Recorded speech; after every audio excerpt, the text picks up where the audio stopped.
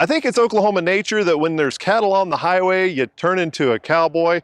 And we have Michelle Calvo-Lorenzo here to talk about the right way to do it. When cattle are on the roadway, what should we do? Well, the first thing we need to do is recognize that with these animals out on the road, that can pose a great problem, not just for the animal and the livelihood of the people raising those animals, but for the drivers on traffic. So what needs to be done is recognizing if you yourself have handled livestock before. If that's not the case, then do not attempt to try and handle and move those animals that appear to be so easygoing. They, in fact, are not going to be as easygoing as the average person may think. They're in a fearful state. They're in unfamiliar territory. And given the nature of the road that they're on, they may be very panicked. So the first thing that should be done if the person is able to move the animal and is experienced, go ahead and move that animal off the road. Try and prevent any oncoming traffic or accidents that animal may pose a threat to. And then the next thing that can be done is just picking up the phone and calling the local county sheriff or any local authorities, and just basically giving a full description of what that animal looks like, the hide color, the breed, any other source of description like the ear tag color, the brand logo, any information you can give that sheriff. They most likely know all of the landowners in the area and may be able to better target the owner and give them a call and let them know that their animals are out.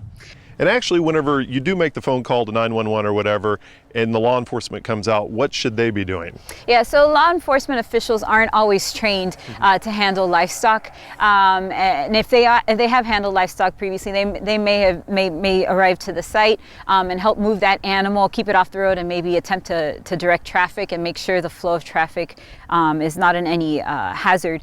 But if there are officials that are very interested in learning how to handle livestock and what's the appropriate protocol in moving large animals such as cattle, they can contact their county extension educators or their county extension offices, which are a branch of the OSU Cooperative Extension Services in Oklahoma, and get all of the training that they'd like. Well, because yeah, you have a 1,300-pound animal that's scared and will could hurt you or themselves. And the key thing is that officials need not use their sirens and their lights and their guns and their horns to try and attempt to move that animal as quickly off the road.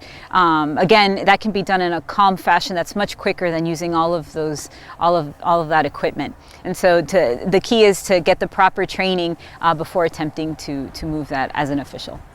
Okay, let's talk about actually getting them off the highway. You have 10 or 15 cattle out on the highway or county road.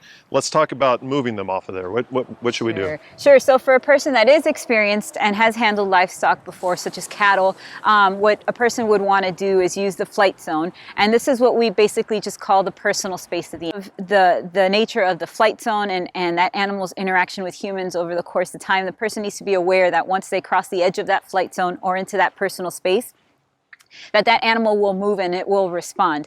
And again, these animals being out on the road or out on the highway are in unfamiliar territory. If it's a busy road, there's going to be a lot of noise, a lot of weather extremes or cars and sounds and objects moving around. As these are prey animals, they are highly sensitive to these sorts of things. So a lot of caution needs to be taken when trying to attempt to move the animals, and using the flight zone again, or the point of balance of the animal, which is an imaginary line you can draw through the shoulders of the animal, so that when you enter into that flight zone, you can approach the animal from behind the point of balance, so from behind the shoulders, to make that animal move forward, or you can enter the point of the flight zone from in front of the animal, so in front of that point of balance, to make the animal move back and away.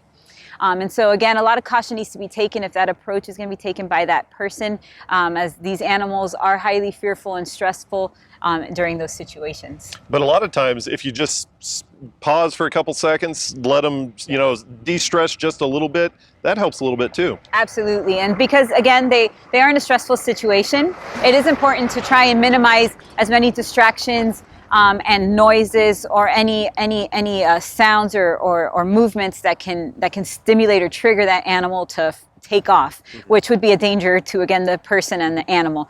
So if that can be done in a very calm fashion, in fact, just moving the animal off the road onto a side ditch and try and maintain it there is actually the best strategy to keeping that animal alive, preventing any collisions with vehicles and people, and helping the owner find their animals as quickly as possible. Okay, Michelle Calvo-Lorenzo, thank you very much. And you can find some more information on that at our website, sunup.okstate.edu.